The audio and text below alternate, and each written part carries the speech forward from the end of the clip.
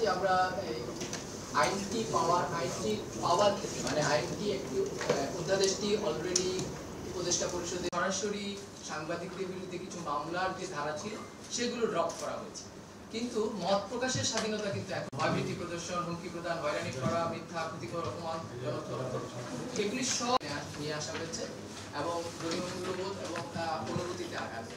তো সমাজের যে কোনো এই অনুভূতি বিষয়টা কিন্তু আবার এই কোয়ান্টিফিকেশনের ইস্যুটা কি, এটা প্রপোর্শনালিটি কি, মানে কি মাত্রায় হবে, এটার আপনি কি ধরনের ব্যবস্থা নেবেন, সেই বিষয়গুলো আসলে খুবই প্রবলেম। সো আমার মনে হয় ৮, ২৫, ২৬ এই আইনে সিরিয়াসলি প্রবলেম। এর বাইরেও এই আইনে আরো অনেক কিছু দুর্বোধ্য জিনিসকে ঢুকানো হয়েছে, আমরা ঠিক জানি না যে আসলে আইনটি কেন এরকম ভাবে অনেক কিছুকে একসাথে কভার করার চেষ্টা করা হয়েছে।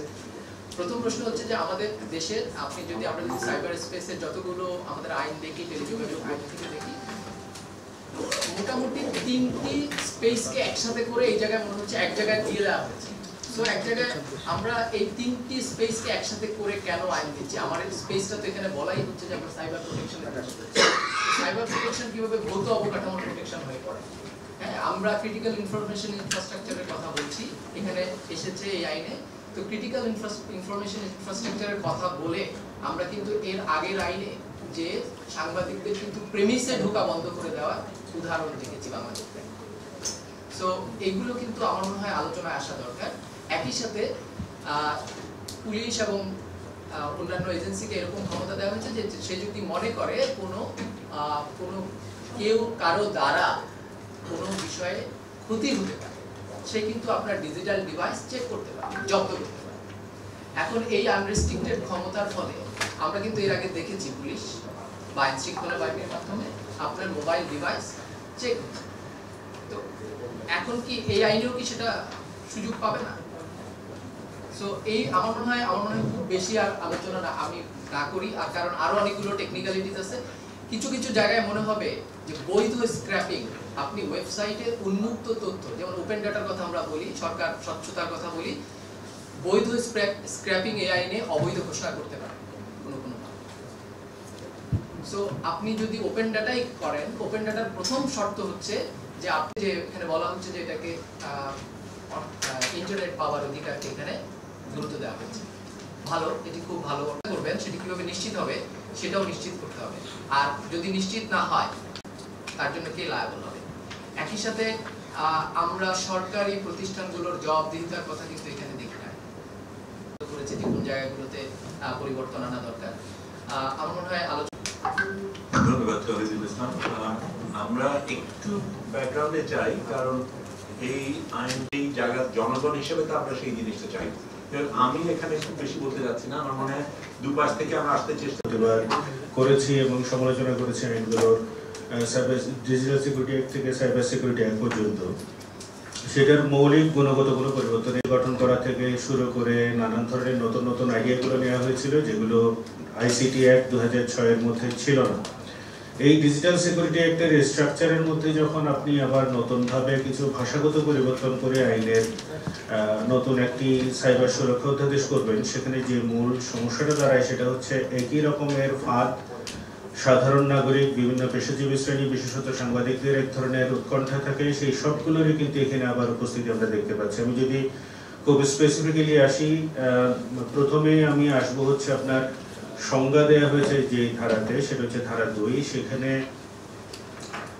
এতটা অগোছালো এবং এতটা কম শব্দকে সংজ্ঞায়ন করা হয়েছে, যেটা আসলে যে কোনো ফৌজদারি আইনের মৌলিক যে ভিত্তি থাকে সেটা হচ্ছে কোনো পার্টিকুলার অ্যাক্টকে যখন আপনি ক্রিমিনালাইজ করবেন, সেই ক্রিমিনালাইজেশনের প্রসেসটা হতে হবে খুবই সুস্পষ্ট। কোন কাজটিকে আপনি বলবেন অপরাধ, কোন কাজটিকে বলবেন অপরাধ নয়, বা তার শাস্তি কী হবে, সেটার জন্য আপনার সংজ্ঞায়নটা খুব জরুরি। এখানে এনাফ সংজ্ঞাগুলো নেই। সাইবার বুলিং এর কথা আনা হয়েছে ধারা 25-এর মধ্যে, কিন্তু সেখানে ব্যাখ্যা দেওয়া হচ্ছে, কিন্তু আইনের মধ্যে সাইবার বুলিং এর কোনো রকমের বিষয়বস্তু রাখা হয়, কিন্তু ব্যাখ্যাটা নিয়ে আসা হয়েছে। সে ব্যাখ্যাটা থাকার কথা ছিল হচ্ছে ধারা 2। এরকম অনেকগুলো সাইবার অফেন্স যেগুলো আসলে গ্লোবালি রিকগনাইজড, সেরকম অসংখ্য অফেন্স হচ্ছে এখানে অনুপস্থিত, যেটা থেকে পরিষ্কার বোঝা যায় এটাও হচ্ছে সেই নিয়ন্ত্রণের চিন্তাধারা থেকে তৈরি করে একটি আইন, যেখানে সাইবার লয়ের মূল জায়গাটাই হওয়া উচিত হচ্ছে প্রোটেকশন তৈরি করা, ensure protection of the individuals, institutions as well as government. এই পার্টিকুলার জায়গা থেকে যদি করা হতো তাহলে পুরো চেহারাটাই আসলে শুরু থেকে ভিন্ন রকম হতো, আবারও সেই নিয়ন্ত্রণ। ধারা 12-তে যেটা বলছিলাম যে সাইবার সুরক্ষা কাউন্সিল করা হয়েছে, সেই সুরক্ষা কাউন্সিল 2018 আইন হওয়ার পর থেকে এই সুরক্ষা কাউন্সিল কি কাজ করেছে সার্ভেইলেন্স ছাড়া, বা আমাদের পেছনে অন্যায়ভাবে অবৈধভাবে সার্ভেইলেন্স চালু রাখা, এনটিএমসিকে নানান রকমভাবে ক্ষমতায়িত করা, কিংবা পুলিশ এবং অন্যান্য বাহিনীগুলোর কাছে নানান ধরনের সার্ভেইলেন্স সফটওয়্যারগুলোর লেজিটিমেসি তৈরি করা ছাড়া এই সাইবার সুরক্ষা কাউন্সিল এবং সেটার গঠনও যদি দেখেন, সেই উপদেষ্টা সচিব সেই আমলা নির্ভর একটা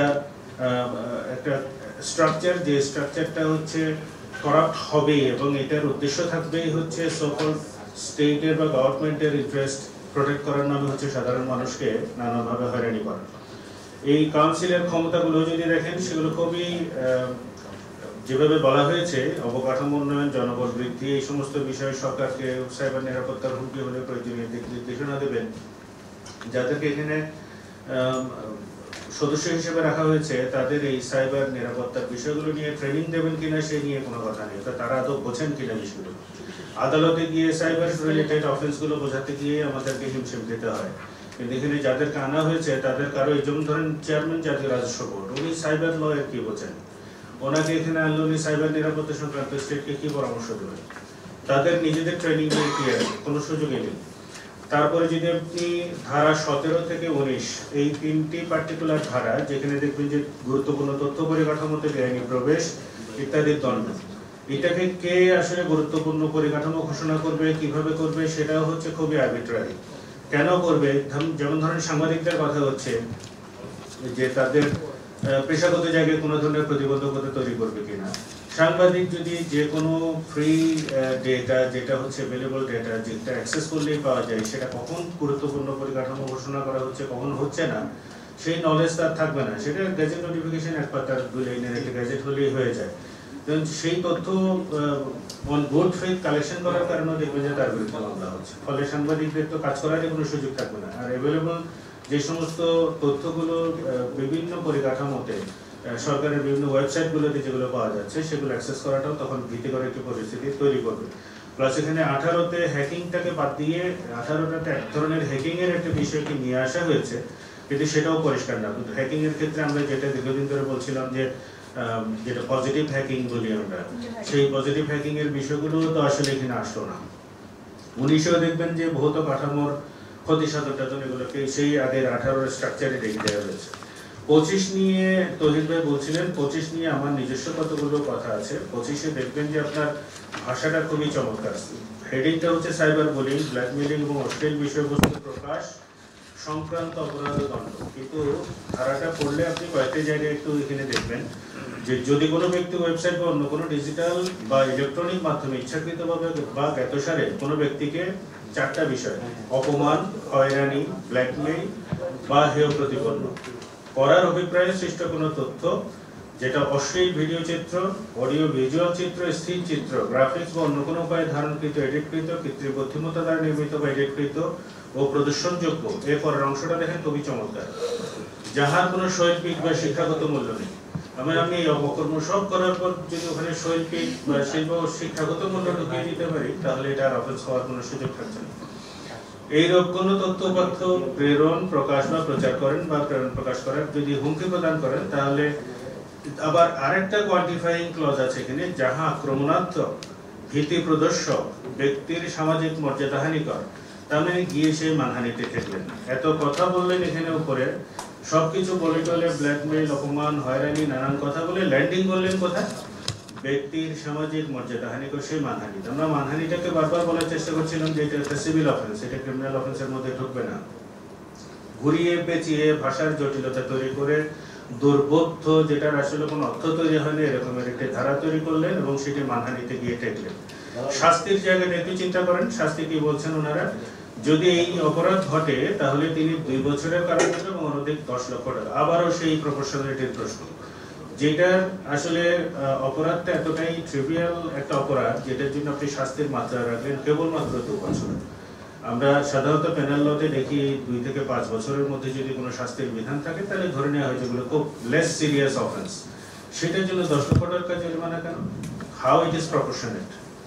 যদি 10 লক্ষ টাকাই করেন তাহলে এটা তো একটা সিভিয়ার অফেন্স, তার পানিশমেন্টের মাত্রাটাও আসলে অনেক, কারাদণ্ডটাও বেশি হওয়া উচিত। তাহলে 10 লক্ষটা কি ভিত্তিতে ওনারা তৈরি করেন? এই যে প্রপোর্শনালিটির কোনো সেন্স থেকে করেছেন বলে আমার কাছে মনে হয় না। 3 নাম্বারটা আরো বেশি আপত্তিকর। দেখবেন যদি এটা কোনো নারী বা 18 বছরের অনূর্ধ্ব কোনো শিশুর বিরুদ্ধে যদি সংগঠন করা হয় তাহলে শাস্তির পরিমাণ 3 বছর আর অনধিক 20 লক্ষ টাকা অর্থদণ্ড কিংবা উভয়দণ্ড হতে পারে।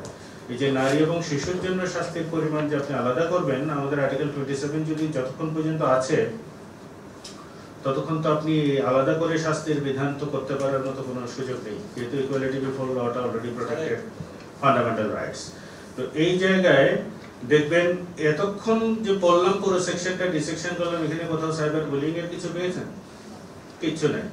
এরপরে ব্যাখ্যা দিলেন, হচ্ছে ব্যাখ্যার মধ্যে সাইবার বুলিং বলতে কি বোঝাবে সেটা ব্যাখ্যা দিলেন। ব্যাখ্যা দিয়ে তো আর আপনি অফেন্সকে ডিল করতে পারবেন না, ব্যাখ্যা যাবে তো ব্যাখ্যার ভিতরে ধারা 2-এ।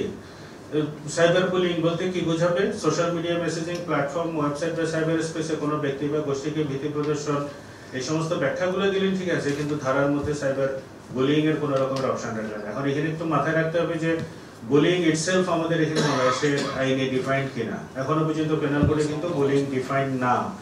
বুলিং ডিফাইন্ড না হওয়ার কারণে আমরা হাইকোর্ট ডিভিশনে একটি রিট মামলা করেছিলাম। অরিত্রী বলে এক শিক্ষার্থী বুলিং এর পরিপ্রেক্ষিতে আত্মহত্যার ঘটনার পরিপ্রেক্ষিতে, সেটা হচ্ছে স্কুল শিক্ষার্থী, সেইটাতে কিছু দিক নির্দেশনা ছিল সরকারের প্রতি যে বুলিংকে ক্রিমিনালাইজ করা বা ওই একটাকে শাস্তির আওতায় নিয়ে আসার জন্য যথাযথ আইনের পরিবর্তন করা। তার মানে বুলিংটা রেগুলার আইনে সংজ্ঞায়িত নেই, সাইবার স্পেসে আপনার বুলিংটাকে আপনি নিয়ে আসার চেষ্টা করছেন, কিন্তু সেইটাকেও এনাফ এফোর্ট এখানে আনা হয় না। আমি বলছি না যে থাকা উচিত না, কিন্তু সাইবার বুলিংটা আসবে কিভাবে সেটার প্রসেসটা এখানে কোথাও কোনোভাবে পরিষ্কারভাবে আসলোই না।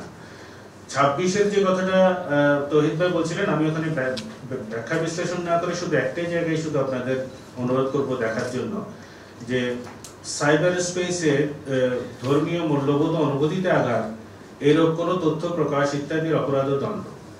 এই পার্টিকুলার সেকশনটা দেখবেন আপনার সেকশন 57 এর মধ্যে এক ধরনের ছিল ধর্মীয় অনুভূতির ব্যাপার, তারপরে আপনার ডিজিটাল সিকিউরিটি অ্যাক্টও ছিল, সাইবার সিকিউরিটি অ্যাক্টও ছিল। এই পার্টিকুলার সেকশনের কোনো সুবিধা মাইনরিটি গ্রুপস কখনোই পায়নি, বরঞ্চ তাদের বিরুদ্ধে ব্যবহার করা হয়েছে সবসময় এই পার্টিকুলার ধারাটাকে। এবার দেখবেন যে খুলনাতে একটা শিশুর কথা আমার মনে আছে, এই অভ্যুত্থান পিরিয়ডের সময় উৎসব মণ্ডল নামে একটা ছিল, তাকে 15 বছরের একটা ছেলে, এখন তার শিশু, 15 বছর মানে তো সে শিশু হিসেবে সে হচ্ছে ফেসবুকে একটি বিষয় আপলোড করেছে বলে অভিযোগ। তার পরিপ্রেক্ষিতে তাকে থানায় ঢুকে সবাই পিটিয়ে মেরে ফেলেছে মনে করে ফেলে চলে গেছে। পরে তার পালস পাওয়া যাওয়াতে দীর্ঘ সময় সে সিএমএইচে ছিল, সিএমএইচে থাকার পরে তাকে হচ্ছে পরবর্তীতে সে সার্ভাইভ করে যায় এবং তার বিরুদ্ধে মামলা হয়েছে কিন্তু এই ধর্মীয় অনুভূতিতে আঘাতের জন্য। তাতে শিশু আইনে যে তাকে প্রোটেকশনের ব্যাপার আছে, সেই প্রোটেকশনটা কোথায় যাবে? শিশুর তো প্রোটেকশনের কোনো ব্যবস্থা রাখা হলো না।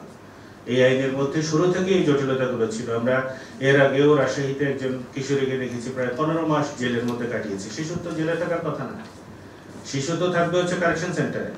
এই ক্ষেত্রে কিন্তু এই উৎসব মণ্ডলের ঘটনায় আবার উল্টোটা ঘটেছে, আইনের মধ্যে বলা না থাকলেও তাকে শিশু আইনে পাঠিয়ে দিয়েছে। সেটারও কোনো এখতিয়ার নেই, কারণ জুরিসডিকশন তো কোর্ট নিজে নিজে অ্যাসিউম করতে পারবে না, সেটা ল তাকে ডিকটেট করতে হবে। ল এর মধ্যে পরিষ্কার বলে দিচ্ছি আইনে যা কিছু হবে সবই আপনার হবে হচ্ছে সাইবার সিকিউরিটি সাইবার সংক্রান্ত ট্রাইব্যুনাল, যেটা সেই ট্রাইব্যুনালে নাকি শিশু আইনে পাঠিয়ে দিয়েছে নিজেদের বিচার বুদ্ধি অনুযায়ী। ফলে এই যে জগা খিচুড়ি পাকানো সিচুয়েশন, সেটা ডিজিটাল সিকিউরিটি অ্যাক্টেও ছিল, সাইবার সিকিউরিটি অ্যাক্টেও ছিল, এখানেও তাই আছে।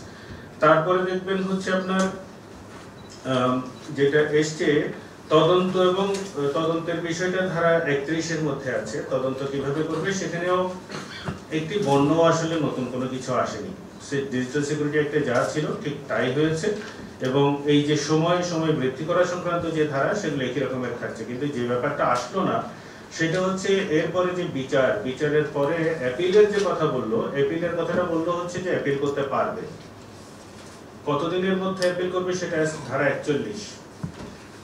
দেখবেন অপরাধ বিচার ও আপিল, আপিলের কথা বলছে যে আপাতত বলবৎ অন্য কোনো আইনে যাহা কিছুই থাকুক না কেন এই অধ্যাদেশের অধীন সংঘটিত অপরাধসমূহ কেবল ট্রাইব্যুনাল কর্তৃক বিচার্য হইবে। কোন ব্যক্তি ট্রাইব্যুনাল কর্তৃক প্রদত্ত রায়ে সংক্ষুব্ধ হইলে তিনি আপিল ট্রাইব্যুনালে আপিল দায়ের করিতে পারিবেন। তাহলে আপিল ট্রাইব্যুনাল যতদিন পর্যন্ত হয়নি, সেটা আবার আইসিজি অ্যাক্টে বলা আছে, ততদিন পর্যন্ত হাইকোর্ট হচ্ছে আপিল ট্রাইব্যুনাল হিসেবে কাজ করবে। কতদিনের মধ্যে আপিল হবে? এই কতদিনের মধ্যে আপিল হবে, স্পেশাল ল যখন করবেন তখন আপনাকে দিনটার সময়টা উল্লেখ করতে হবে, কারণ এটার একটা স্পেসিফিক কারণ আছে। কারণটা কি? জেনারেল ক্লজেস অ্যাক্ট বলে একটা আইন আছে, যেখানে হচ্ছে ধারা 5 অনুযায়ী আমরা সাধারণত যদি যথাসময়ে আসতে না পারি, আপিল করতে না পারি, আমরা কন্টিনিউশন অফ ডিলের জন্য আলাদা করে একটা অ্যাপ্লিকেশন দিয়ে সেই আপিলটাকে এডমিট করার ব্যবস্থা করি। কিন্তু ওখানে পরিষ্কার করে বলা আছে স্পেশাল ল এর ক্ষেত্রে সেকশন 5 ইজ নট অ্যাপ্লিকেবল, অর্থাৎ আপনি কন্টিনিউশন অফ ডিলের অ্যাপ্লিকেশন দিলে সেটা কোর্টের বিবেচনা করার সুযোগ নেই। আমি যদি 30 দিনের মধ্যে না এসে, সাধারণত এই ধরনের স্পেশাল লয়ে 30 দিনের ভিতরে অ্যাপিল ফাইল করতে হয়। এখন যদি আমি 30 দিনের ভিতরে না করে যদি 2 মাস পরে আসি,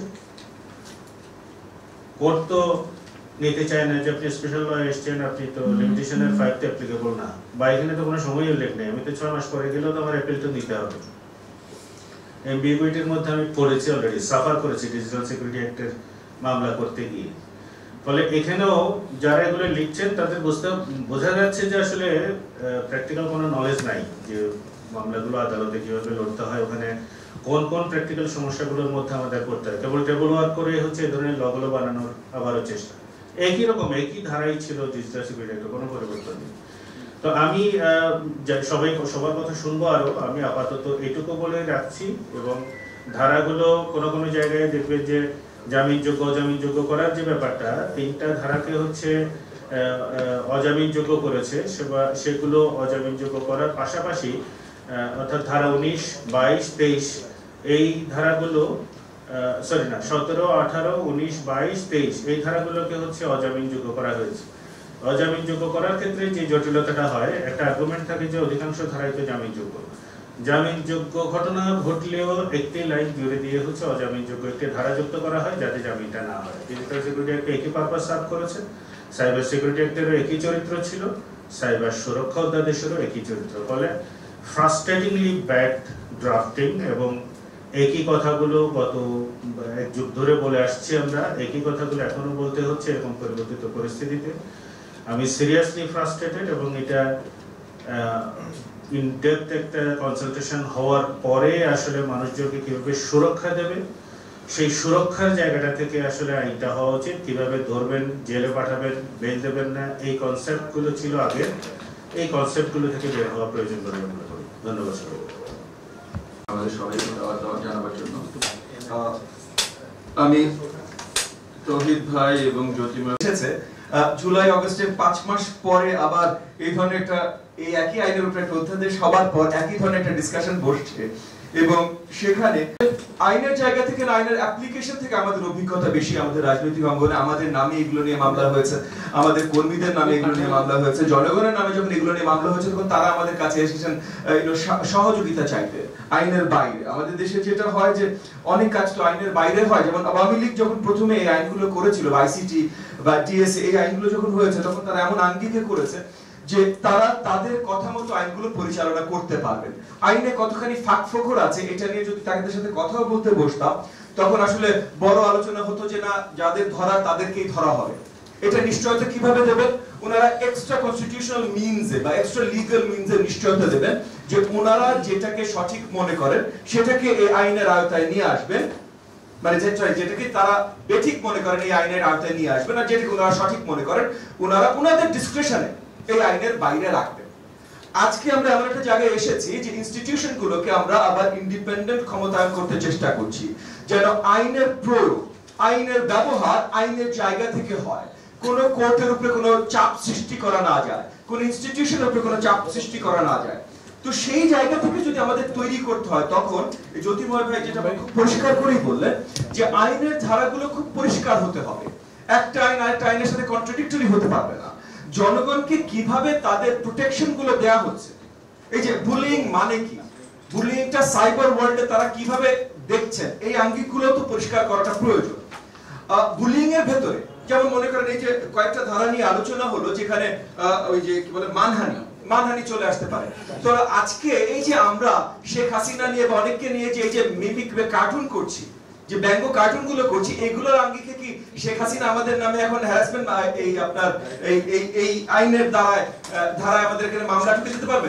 কারণ আমরা তো তার মানে আপনি যদি বলেন মানহানি করা হচ্ছে, মানহানি তো করা হচ্ছে ভাই। তাহলে আমরা প্রেসের স্বাধীনতা কি রাখতে পারছি? বা আগামীকাল আমাকে কেউ যদি এরকম, এখানে আমি রাজনীতি করি, অনেকে আমাকে পছন্দ করবে, অনেকে অপছন্দ করবে। যারা অপছন্দ করবে তাদের পুরো অধিকার আছে ভাই আমাকে ব্যঙ্গ করে কার্টুন বানানো। তো তাকে ব্যঙ্গ করে আমাকে ব্যঙ্গ করে যদি কার্টুন বানায়, তাহলে আমি তার নামে ব্যঙ্গ করে কার্টুন করার জন্য মামলা করতে পারবো কিনা? এটা কিছু তো পরিষ্কার আপনার অ্যাভিনিউজ থাকতে হবে। It can some of it has to be, মানে আইন যে কোনো সময় some of it has to be on the discretion। কিন্তু তাহলে ডিসক্রিশনটা কার? মহাপরিচালকের ডিসক্রিশন নাকি কোর্টের ডিসক্রিশন? তাহলে কোর্টে কোন জায়গায় যাবে? এই জিনিসগুলো যতক্ষণ পর্যন্ত পরিষ্কার না হবে, প্লাস এই যে পানিশমেন্ট গুলো, মানে আপনি এইটার পানিশমেন্ট, আমি জানি জ্যোতির্ময় ভাই ওনারা আইনজীবী হিসেবে আইনের জায়গা থেকে বললেন যে 2 বছর কারাদণ্ড ভার্সেস 10 লক্ষ টাকা জরিমানা। কিন্তু একজন জেনারেল নাগরিকের থেকে যদি তাকান, মানে যে ঝামেলাগুলো আমরা আসলে রাজপথে ফেস করি, 2 বছরের কারাদণ্ড একটা বিশাল ব্যাপার ভাই। এটা ছোট কোনো মানে পানিশমেন্ট না, ঠিক আছে? আইনের চোখে এটা ভিন্ন, বাট আমি বলছি ইন রিয়েল লাইফ প্র্যাগম্যাটিক 2 মাসের কারাদণ্ড ভাই বিশাল ব্যাপার। আপনি একটা কার্টুন করেছেন তার জন্য আপনার 2 মাসের কারাদণ্ড। আপনি একটা কার্টুন করেছেন বলে আপনার 1 লাখ টাকা জরিমানা।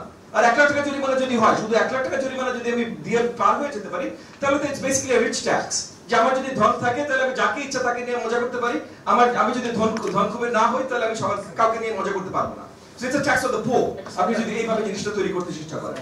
সো মানে এগেইন আমার আলোচনা খুব বেশি লম্বা করার দরকার নেই। অনেক বিজ্ঞ আইনজীবীরা আছেন, আমি আরো ওনাদের কাছ থেকে জানবো, ওনাদের কাছ থেকে শিখবো, যেন এটা নিয়ে আমরা রাজপথে কথা বলতে পারি, আমরা প্রত্যেকটা পলিটিক্যাল সার্কেল এটা নিয়ে আওয়াজ তুলতে পারি। কারণ এই ধরনের আইন নতুন বাংলাদেশ যেটা আমরা ক্লেম করছি জুলাই আগস্টের এত ত্যাগ শিকারের পর আমরা পেয়েছি, এই নতুন বাংলাদেশে এই ধরনের আইন চলবে, বাস্তবায়ন হবে, এইটা আমরা কোনো মতেই চাইনি, কোনো মতেই চাই না, সামনেও চাইবো না। এবং এটা রিলেটেড আমাদের অনেক দায়িত্ব কর্তব্য আছে। ইনশাআল্লাহ আমরা সবাই আমাদের জায়গা থেকে চেষ্টা করবো সেই দায়িত্ব কর্তব্যগুলো পালন করতে।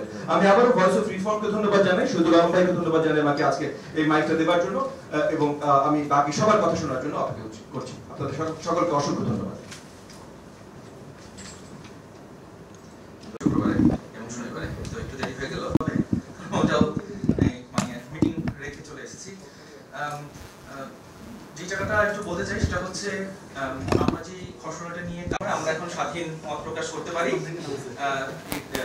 কোনো সমস্যা নেই। কিন্তু এটাও কিন্তু সাইবার সুরক্ষার একটা অংশ, যে সরকারের মধ্যে কোন রাষ্ট্রের কোন অংশটি নিয়ে কাজ হচ্ছে সেটা একটু স্পষ্ট হলে ভালো হয়। বাট আপাতত আমরা ধরে নিচ্ছি যে আজকে যে খসড়াটি আমাদের কাছে আছে হয়তো সেটাই সর্বশেষ।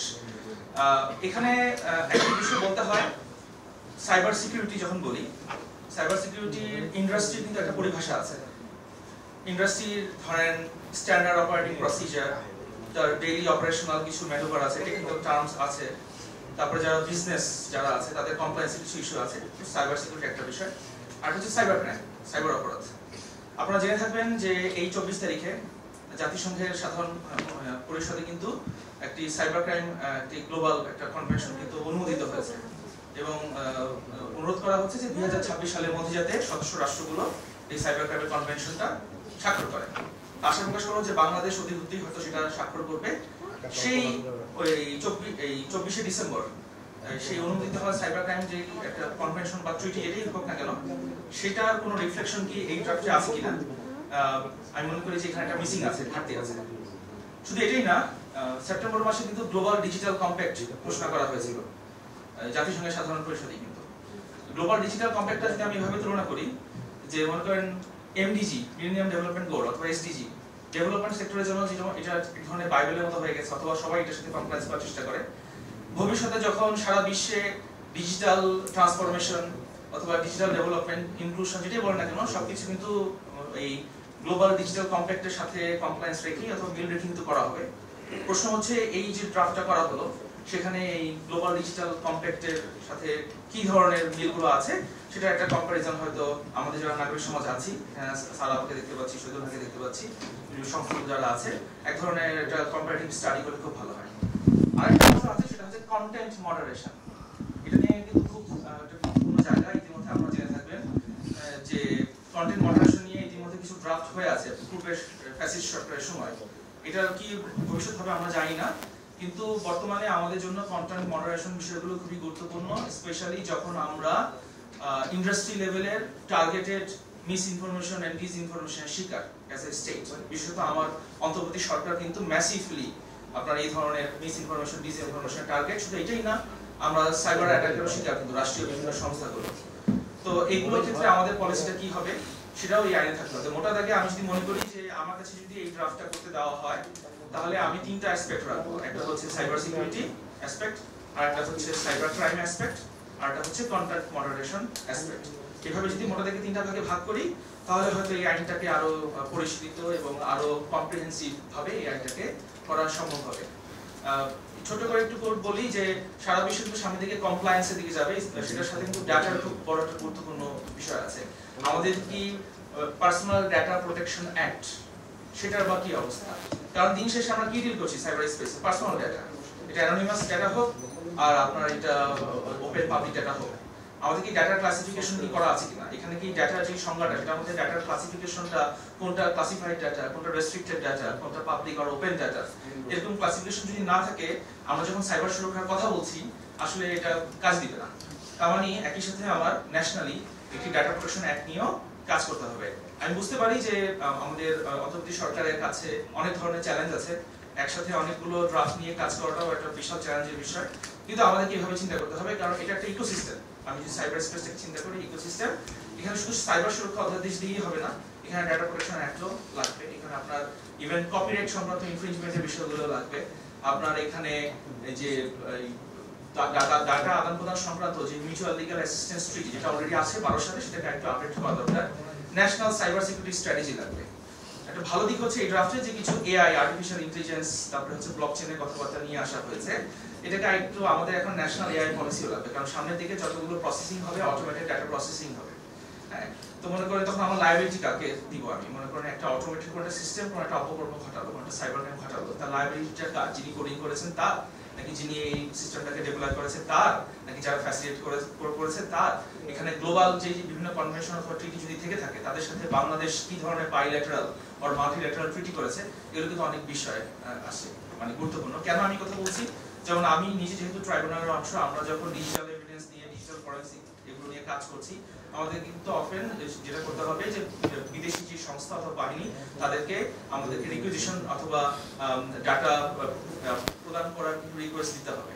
তো এটা কিন্তু তারা তখনই দিবে তাদের দেশের আইনের সাথে আমাদের দেশের আইন অথবা নীতিমালা যদি কমপ্লায়েন্স হয়, যেটাকে আমরা সেফ হারবার পলিসি, এটা আপনারা কি হতে জেনে থাকেন যে একবার ইউএসএ এবং ইউরোপিয়ান ইউনিয়নের মধ্যে কিন্তু একটা বিশাল বড় একটা ঝামেলা হয়েছিল ডাটা ট্রান্সফার নিয়ে, transnational data transfer offshore data transfer. সেখানে ইউরোপিয়ান ইউনিয়ন কিন্তু বলে দিয়েছিল যে ইউএস এর ডাটা প্রোটেকশন পলিসি যদি আমাদের ডাটা প্রোটেকশন পলিসির মতন সুরক্ষিত না হয়, তাহলে এখান থেকে কোনো ডাটা ট্রান্সফার হবে না। তো এটা কিন্তু আমাদের মাথায় রাখতে হবে। তাহলে আমরা বাংলাদেশের ভবিষ্যতে ইয়ে করা হবে। বাট আমি যেটা আমরা সবচেয়ে বেশি বিভিন্ন সময় আলোচনা করছি এই ধরনের ডিজিটাল স্পেসের। আচ্ছা, আমি মনে করি যে আমি নিজে যেহেতু সাইবার ল পড়াই ব্র্যাক বিশ্ববিদ্যালয়ে, আমি এই বিষয়গুলো আমি আসলে এখানে পরিলক্ষিত হচ্ছে না অথবা ধোঁয়াশা সৃষ্টি আছে। এটা দিয়ে আসলে কতটুকু সুরক্ষা হবে আমি জানি না। গুড ইন্টেনশন আছে, কারণ নামটার মধ্যেই দেখেন নিরাপত্তা শব্দটা বাদ দিয়ে কিন্তু সুরক্ষা রাখা হয়েছে। সো অন্তর্বর্তী সরকারের গুডউইল নিয়ে কোনো প্রশ্ন নেই। এখন আমরা নাগরিক সমাজ বলে বলে যতটুকু এটাকে আরেকটু কম্প্রিহেন্সিভ করা যায় সেটা আমাদের দায়িত্ব। এবং অবশ্যই ডিজিটাল রাইটস, হিউম্যান রাইটসের কথা যদি বলছেন, গ্লোবালি ডিজিটাল রাইটস নিয়ে অনেক ধরনের কথাবার্তা হচ্ছে এবং সাইবার স্পেসের জন্য আমরা ডিজিটালের মাত্রা, পরিব্যক্তি, এটার নুয়ান্সেস কি ধরনের হবে সেটা নিয়ে আমাদের আরো বিস্তারিত আলোচনা করা দরকার আছে। কারণ একটা জিনিস খেয়াল রাখবেন, দিন শেষে আপনি ইউরোপিয়ান ইউনিয়ন বলেন, আমেরিকানরা বলেন, ইউএন বলেন, সবাই কিন্তু ওই হিউম্যান সেন্ট্রিক পলিসি করছে। তার মানে human is at the core, human safety. এবং সেটার জন্য আমার ডিজিটাল রাইটস বলেন, আলটিমেটলি ঘুরে ফিরে হিউম্যান রাইটস এর কোনো বিকল্প নাই। সেই অ্যাসপেক্টসটাও এখানে ডিজিটাল রাইটস বলেও একটা শব্দ যদি থাকতো ভালো হতো, আপনার অ্যান্সারটা সহজে দাঁড়াতে পারবে। কর্মী, অ্যাডভোকেট, বহু বছর ধরে এই ব্যাপারে কাজ করে গেছেন উনি। ফ্রিডম টার্মটা ঠিক বোঝেন না, তাদের জন্য বলে দিচ্ছি যে দ্যাট মিনস ইন্ডিপেন্ডেন্ট এক্সপার্ট। আমি জাতিসংঘ I have been appointed by the member states, জাতিসংঘের যে member states এর তরফ থেকে আমাকে অ্যাপয়েন্টমেন্ট করা হয়েছে। I am not an employee of the UN, আর আমি আন্তর্জাতিক আইনের অধীনে কাজ করি। এই ব্যাপারে আমি এবং আমার আগে যিনি এই ম্যান্ডেট ধরেছেন তিনি, এমনকি জাতিসংঘের আপনারা জানেন high commissioner for human rights দুবার এই দেশে এসেছেন। প্রথমে মিশেল বাশেলে আসলেন কয়েক বছর আগে, তারপরে ফলকর টার্ক আসলেন এই অন্তর্বর্তী সরকারের সময়। এই কাজে এই ব্যাপারে আমরা অনেক আলোচনা করেছি আগের সরকারের সঙ্গে এবং অন্তর্বর্তী সরকারের সঙ্গে, এবং আমি কালকে রাত্রে অনেক ঘাটাঘাটি করে ওই ওয়েবসাইট থেকে এই নতুন অর্ডিন্যান্সটা বার করেছি। তারপরে আমার অগস্ট 2023 2 বছর আগে লেখা চিঠি আওয়ামী লীগ সরকারকে সেটা পড়লাম, পরে মনে হলো যে একটু ওপরে একটু শেষে একটু আদল বদল করে ওটা আমি পাঠিয়ে দিতে পারি আমার এই সরকার। কাজেই বুঝতে পারছেন কি অবস্থা। আমি খুশি হয়েছি যে আমরা আইন থেকে অধিকারে এসেছি, এবং আপনি সাইমন সাহেব আপনি অধিকারের কথা তুলেছেন। আন্তর্জাতিক আইনে শুধু সাইবার সিকিউরিটির ব্যাপারে নয়, শুধু ডিজিটাল রাইটসের ব্যাপার নয়, কিন্তু তাদের অনেক ওপরে মানবাধিকারের কথা লেখা আছে। মানবাধিকার মানে এটার একটা হিস্ট্রি আছে জাতিসংঘে, আন্তর্জাতিক আইনে, যেটা অনেক বহু বছর আগে থেকে আরম্ভ হয়েছে, এবং Bangladesh is a party to the International Covenant on Civil and Political Rights.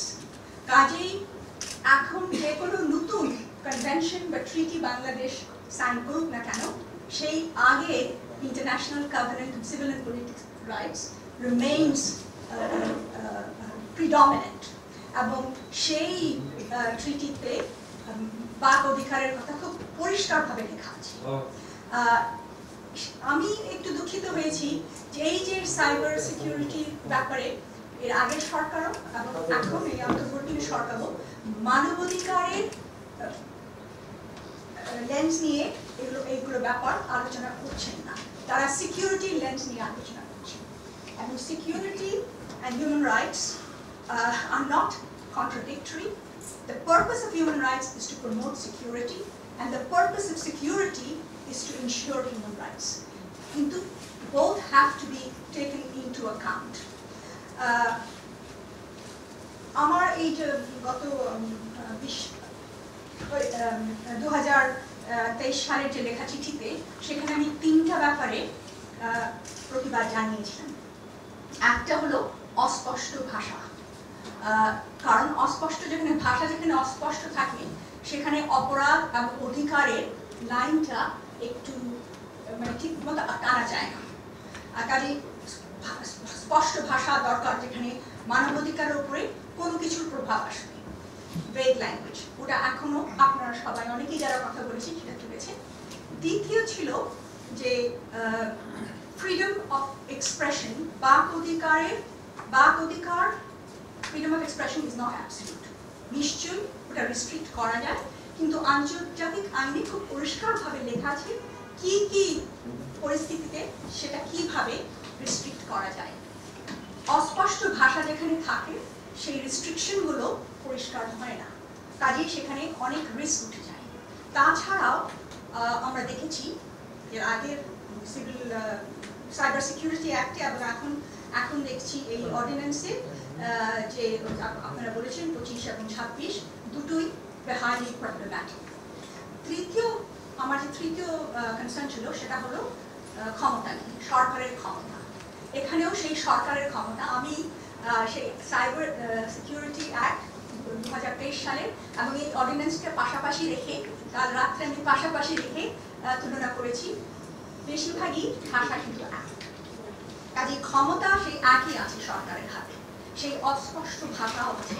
কাজেই মানে এই অস্পষ্ট ভাষা যেখানে থাকে সেখানে আমি একজন আন্তর্জাতিক এক্সপার্ট হিসেবে বলছি, আমি বহু দেশে দেখেছি সেখানে কিন্তু সরকারি যারা আছে তারা সেই ক্ষমতার অপব্যয় করেন।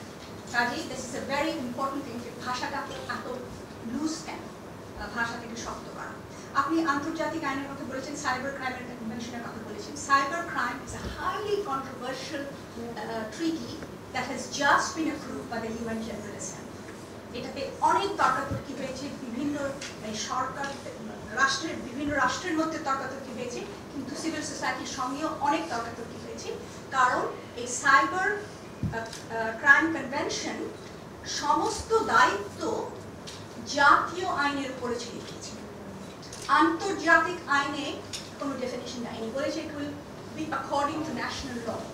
কাজে এই কারণে প্রত্যেক দেশেরই এখন একটা দায়িত্ব আছে যে নিজেদের জাতীয় আইনটি আন্তর্জাতিক মানবাধিকার আইনের সঙ্গে মেলে কিনা। And that is a huge risk for us. আমরা যদি এরকম ঢিলা একটা আইন, একটা অর্ডিন্যান্স স্বীকার করে দিয়ে এসে, তাহলে সেই ঢিলা অর্ডিন্যান্সটাই কিন্তু ওই সাইবার কনভেনশন তখন একটা আন্তর্জাতিক পর্যায়ে নিয়ে যাবে এবং সেটাতে আমাদের মানবাধিকারের ক্ষতি হতে পারে। আপনি ডিজিটাল কম্প্যাক্টের কথা বলেছেন, কিন্তু ডিজিটাল কম্প্যাক্টে বলুন আর সাস্টেইনেবল ডেভেলপিং বলুন, ওগুলো নীতির ব্যাপার, আইনের নয়। International covenant on civil and political rights আন্তর্জাতিক আইনের একটি অঙ্গ, এবং সেই জন্য আমরা মানবাধিকারের উপরে আমাদের বেশি মানে আস্থা রাখা উচিত।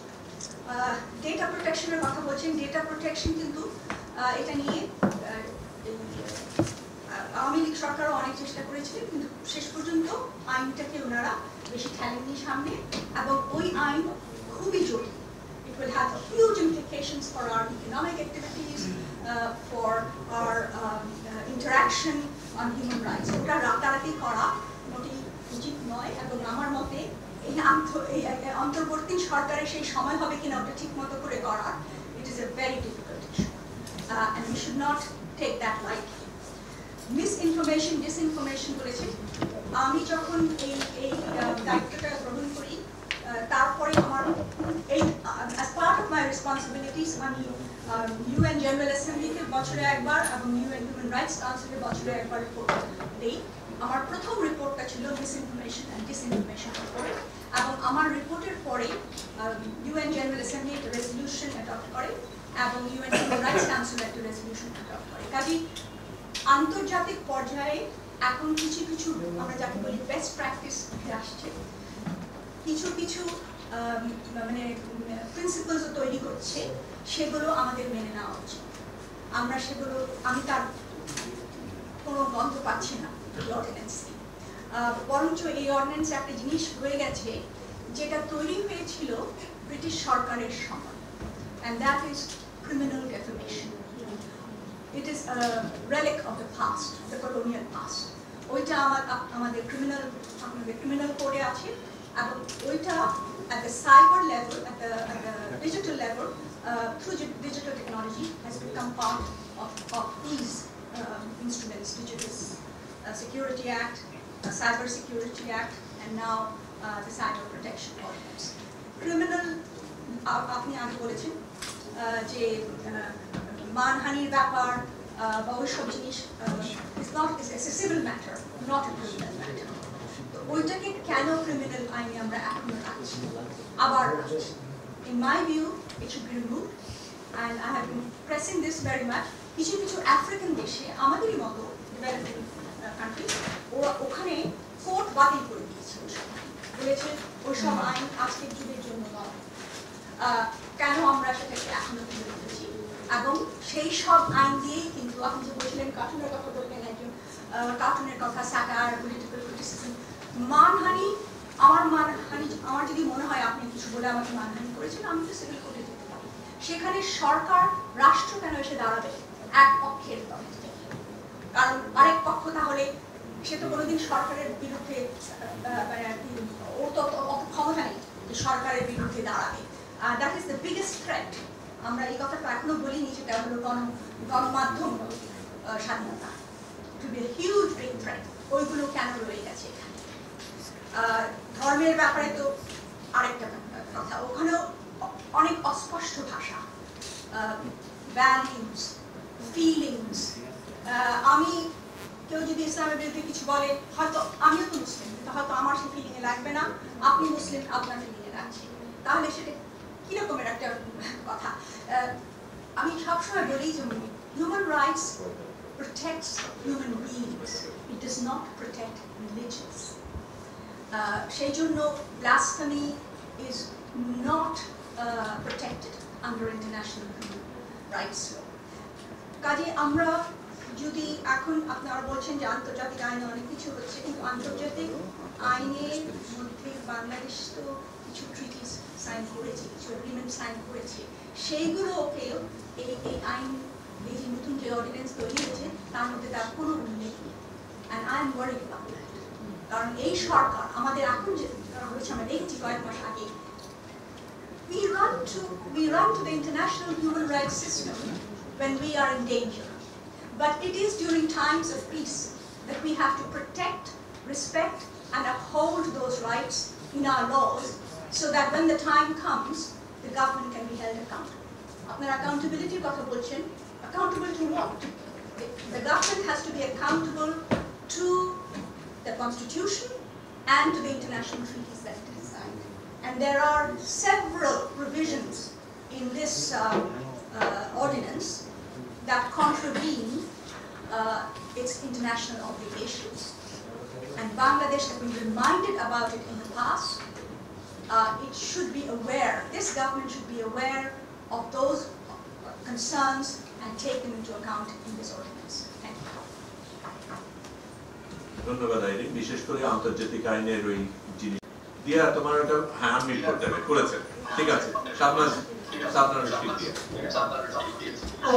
সরকারের পতন হয়েছে, কিন্তু আমরা এখনো স্বৈরাচারী আইন নিয়ে কথা বলছি। আসলে এর থেকে হতাশাজনক আর কি হতে পারে, ডিফিকাল্ট হয়ে যায়। এবং আমরা ঠিক আগের ফর্মুলা অনুযায়ী দেখছি যে সে একই অস্বচ্ছতা নিয়ন্ত্রণ করাতে এগুলো বারবার ফুটে উঠছে। তাদের আসলে প্র্যাকটিক্যালি আইন আদালত এটা সম্পর্কে ধারণা খুবই কম।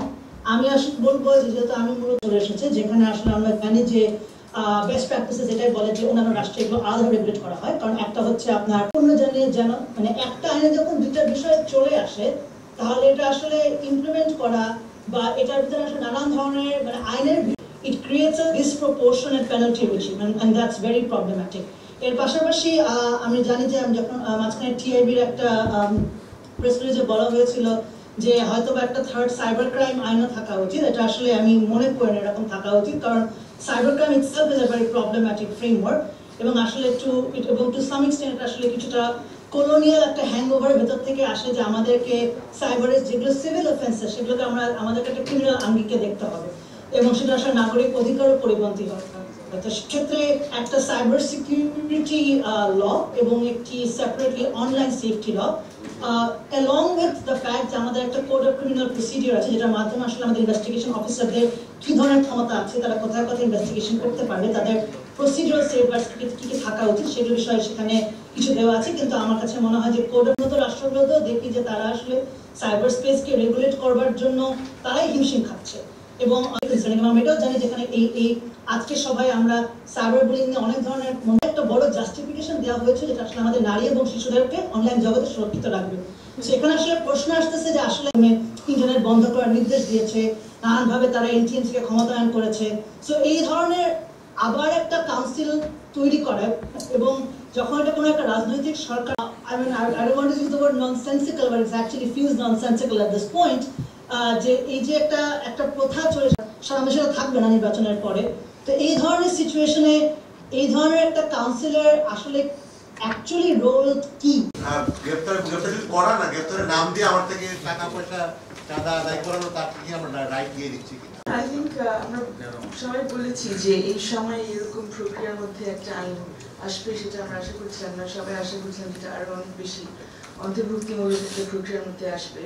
তারপরেও যে অবস্থায় আমি সাধারণত থাকি না, আই থিঙ্ক তারপরেও সরকারকে একটু প্রিভিলেজ করা উচিত যে এই আইনটাকে অগ্রাধিকারের ভিত্তিতে ড্রাফট করা হচ্ছে। এটা ইম্পর্টেন্ট বিকজ আই থিঙ্ক আমরা অনেকেই প্রশ্ন তুলেছি যে পুরোনো মামলাগুলো শুধু ডিজিটাল নিরাপত্তা আইনের না, শুধু সাইবার সিকিউরিটি আইনের না, এমনকি তথ্য প্রযুক্তি আইনের মামলাগুলো, সেই বিখ্যাত 57 ধারা, সেগুলো এখন পর্যন্ত কিন্তু সিস্টেমের মধ্যে পড়ে আছে। মামলাগুলো বিচারাধীন অবস্থায় আছে, অনেকের এখনো আমাদের আজকে সভাপতি সহ হাজিরা দিতে হচ্ছে মাসের পর মাস, এবং এখন পর্যন্ত এগুলো এক ধরনের মানে হয়রানির কন্টিনিউ করছে। সেই প্রেক্ষিতে আইনটা প্রয়োজন।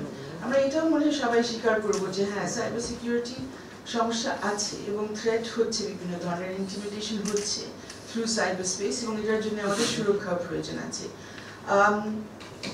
সেকেন্ডলি অ্যাপ্রিশিয়েট করবো যে অল্প সময়ের মধ্যে আমরা দেখছি যে সাইবার সিকিউরিটি কয়েকটা মামলাও হয়ে গেছে, কিছু চেঞ্জেস আসছে কোর্টের প্রক্রিয়ার মধ্যে, যে সব জায়গায় সাথে সাথে গ্রেফতার হচ্ছে না, কোনো কোনো ক্ষেত্রে তদন্তে দেওয়া হচ্ছে, যেগুলো খুব অল্প হলেও আই থিঙ্ক এগুলো অন্তত আমরা বলি যে এগুলো there is some change in practice and there is some change in process. এটা যথেষ্ট না কোনো মতেই, কিন্তু একটু হলেও হয়েছে। এখন আমি অন্য সবার সাথে এখন একটু সুর মিলিয়ে কথা বলবো যে আমাদের যেটা আমরা দেখছি মানে একই কথাগুলো আমরা আই থিঙ্ক এখন কয় বছর ধরে বলে যাচ্ছি, 2006 থেকে আইনটা শুরুতে, এসব সাইবার আইনগুলো আওয়ামী লীগের আমলে শুরু হয়নি, 2006-এ শুরু হয়েছে। সেই আমাদের জরুরি অবস্থায় চলে যাওয়ার কয়েক মাস আগে বিএনপি যখন সরকারে, এবং তখনও আইন নিশ্চয়ই ওই রকম একটা অনুভূতি নিয়ে করা হয়েছে যে আইনটা নিয়ে আমরা যাকে ইচ্ছে ধরতে পারবো। আওয়ামী লীগ এটাতে ভেবেছিল যে তারা অনেক ধরনের সমস্যার মধ্যে পড়বে, কিন্তু আওয়ামী লীগ আইনটা রেখে দিল। সো আই থিঙ্ক এই কন্টিনিউটির ব্যাপারটা নিয়ে আমাদের কথা বলতে হবে, যেটা সবাই বলছেন যে আমরা এক্সপেক্ট করিনি যে অন্তর্বর্তীকালীন সরকার এই কন্টিনিউটির মধ্যে থাকবে। আওয়ামী লীগ বিএনপি বিভিন্ন রাজনৈতিক সরকারের আমলে যে ধরনের হয়রানিমূলক আইনগুলো করা, সেটা আবার কেন রিপিট হবে সেটা আমরা চাচ্ছি না। আরেকটা কন্টিনিউটি আমরা দেখছি যেটা ঔপনিবেশিক আমলের যে ধ্যান ধারণা, সেগুলো এখন পর্যন্ত এখানে রিফ্লেক্টেড হচ্ছে। শব্দ চয়ন একটু ভিন্ন ধরনের, বলা হয়েছে যে মানহানি না বলে সামাজিক মর্যাদার ব্যাপারে বলা হচ্ছে, এবং ধারণাটা মোটামুটি একই, এবং আরো কিছু একেবারেই মানে ঔপনিবেশিক আমলের শব্দগুলো ধারণাগুলো এর মধ্যে নিয়ে আসা হয়েছে। তার মধ্যে অন্যতম হচ্ছে অশ্লীলতা এবং এই ধর্মীয় মূল্যবোধে আঘাত আনার ব্যাপারটা আমি বলবো ওই সময়কার থেকে চলে এসছে। আমরা যে সব প্রক্রিয়াগুলো ঔপনিবেশিক আমলে দেখেছি, যে একটা kind of divide and rule process, বিভিন্ন ধরনের যেভাবে পার্সোনাল লজে দেখেছি, এখানেও সেই জিনিসটা দেখছি যে এই বিষয়গুলো কিভাবে নিয়ে আসা হয়েছে। সো আর তার আবার একটা কন্ট্রাডিকশন, একদিকে ঔপনিবেশিক আমলের ধ্যান ধারণা, অন্যদিকে ঔপনিবেশিক আমলেও যে রক্ষা কবচগুলো ছিল আইনের মধ্যে, এগুলো যাতে অপব্যবহার না হয়, ওগুলো আবার ছুঁড়ে ফেলে দেওয়া হয়েছে। আমরা একটা খুব আরামে আছি, ওদের আজে বাজে ধারণাগুলো নিয়েছি, আবার সেফগার্ড মিনিমাম যা ছিল ওগুলো রাখতে চাচ্ছি না, একেবারে স্বেচ্ছাচারীভাবে চলতে চাই। যদি এই দুইটা পয়েন্ট মানে মোটা দাগের পয়েন্ট আমাদের একটু বুঝে দিতে হবে before we engage in the law making process. আরেকটা ব্যাপার সবার কথা শুনে যেটা মনে হলো, যে মেবি যেহেতু এই সরকারও একটা সীমিত সময়ের মধ্যে এসছে, তারও একটা জরুরি পরিস্থিতির মধ্যে একটা আইন করতে চাচ্ছে টু ডিল উইথ পুরনো মামলা এবং এখন যে ধরনের হুমকি ইত্যাদি সবাই ফেস করছে, তাহলে সীমিত আকারে আইনটা হলে আরো ভালো হয়। আইরিন আই থিঙ্ক আমাদেরকে বুঝিয়ে দিয়েছেন যে কত ব্যাপক একটা পরিসর, সাইমনও বলেছেন বিশাল একটা পরিসর, অনেক ধরনের ইস্যু এখানে আসছে, সবগুলো নিয়ে যদি ওনারা এখন নামেন পারা যাবে না। সো যেটা নিয়ে সমস্যাটা কি, কোন সমস্যা আমরা এই মুহূর্তে ধরতে যাচ্ছি, সেটা যদি আমরা আগেই পরিষ্কার করতে পারি, তাহলে ওগুলোর জন্য আমরা একটা আইন করতে পারি। প্রসেস নিয়ে অনেকে বলেছেন, আমি এটা নিয়ে একটু বলতে চাই যে আমরা যতদূর জানি আইসিটি মন্ত্রণালয় থেকে কিছু মত বিনিময় করা হয়েছে, কিন্তু যেটা আগের প্র্যাকটিস এবং অত্যন্ত দুঃখজনক, সেই কনসালটেশনে আমরা বলছি না যে আমাদের সবাইকে ডাকতে হবে, আমাদের অত বেশি জ্ঞান নেই, না ডাকলেই হয়, যাদের কাছে জ্ঞান আছে তাদেরকে ডাকা যেতে পারে, কিন্তু কারা গেলেন সেটা অন্তত আমরা যদি জানতে পারি, দ্যাটস আ মিনিমাম ইনফরমেশন, তাই না? জেনারেল শুধু কনসালটেশন, সেটা আমরা জেনে নিলাম কোন সেক্টরে কে গেছে না গেছে। আরেকটা পয়েন্ট যেটা জানা দরকার, যে আমরা তাও নট টু ব্যাড, আমরা 5 জন এখানে আছি, 6 জন ভিডিও মানে অনলাইন সহ, বাট জেনারেলি আমরা যেটা দেখছি যে এখন যে প্রসেসগুলো চলছে সেখানে খুব একটা অন্তর্ভুক্তিমূলক প্রসেস চলছে না, কিন্তু সেখানে নট অনলি নারীরা নেই, এখানে বলা হচ্ছে যে নারী এবং শিশুর জন্য বিশেষ কিছু বিধান রয়েছে আইনের মধ্যে। শিশুদেরকে না ডাকলে দেখেন না, কিন্তু শিশুদের নিয়ে যারা কাজ করছেন, মানে শিশুদের অনুভূতি বুঝতে চাওয়ার চেষ্টা করতে পারেন, যারা ভিকটিম হয়েছেন এই ধরনের ঘটনায়, এবং ভিকটিম হয়েছেন দুইভাবে, রাইট?